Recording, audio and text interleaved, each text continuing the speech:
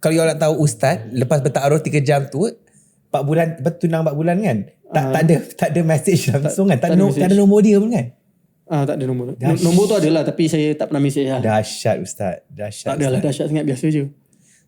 Itu cara terbaik sebenarnya, yang lebih menenangkan jiwa. Yang kita tak overthinking sangat. Ya. Tapi ada orang juga dah guna cara baik, cerai juga. Ujian lah. Ujian.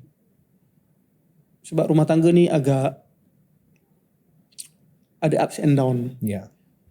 Kalau kita anggap rumah tangga yang bahagia tu tak ada masalah, kita silap.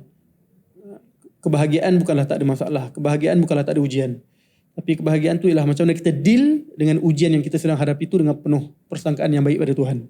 Itulah kebahagiaan sebenarnya. Saya punya nasihatlah kepada mereka-mereka yang sedang bercinta, yang nak berubah tapi tak sanggup kehilangan sebab dah sayang. Buat deal lah. Kalau mampu kahwin, segerakanlah kahwin, janganlah tangguh-tangguh.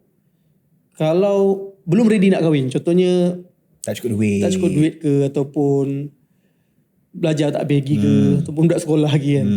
Tapi sayang betul. Setiap malam nangis. Nak suruh clash bukan mudah kan. Sebab benda ni isu hati.